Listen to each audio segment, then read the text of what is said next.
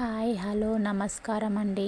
ఈరోజు నేను మీ third person దగ్గరికి వెళ్ళడానికి గల కారణాల గురించి చెప్పబోతున్నాను. మీ థర్డ్ పర్సన్ దగ్గరికి ఎందుకోసం వెళ్ళాడంటే నేను జనరల్గా చెప్తున్నాను, ఇది మీకు రెజొనేట్ అయితేనే తీసుకోండి.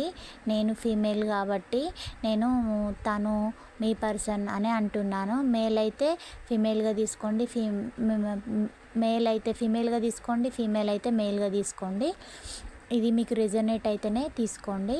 మీ థర్డ్ పర్సన్ దగ్గరికి ఎందుకోసం వెళ్ళాడంటే డబ్బును కోసము ఆశపడి మీ థర్డ్ పర్సన్ దగ్గరికి వెళ్ళాడు. అక్కడ తన స్వలాభం అనేది చూసుకున్నాడు.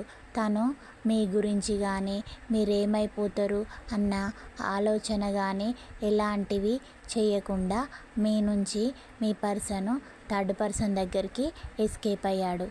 తను అక్కడ హ్యాపీ జీవితాన్ని లీడ్ చేయొచ్చని, తన జీవితంలో అధికమైన సుఖాలు అనేటివి అనుభవించడానికి, రిచ్ లైఫ్ అనేది చూడడం కోసం మీ జీవితంని కానీ మీరేమైపోతారని కానీ ఆలోచించకుండా థర్డ్ పర్సన్ని చూజ్ చేసుకొని వెళ్ళిపోయాడు.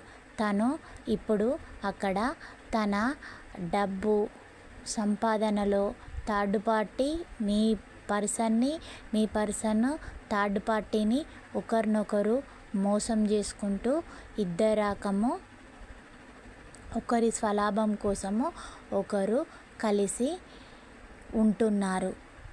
వాళ్ళు కేవలము డబ్బు కోసం మాత్రమే కలిసి జీవితాన్ని లీడ్ చేస్తున్నారు.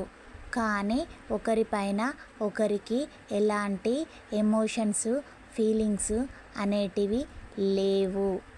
వాళ్ళు ఇలా మిమ్మల్ని బాధ పెట్టినందుకు వారు ఫ్యూచర్లో చాలా కష్టాలనేటివి చూడబోతున్నారు.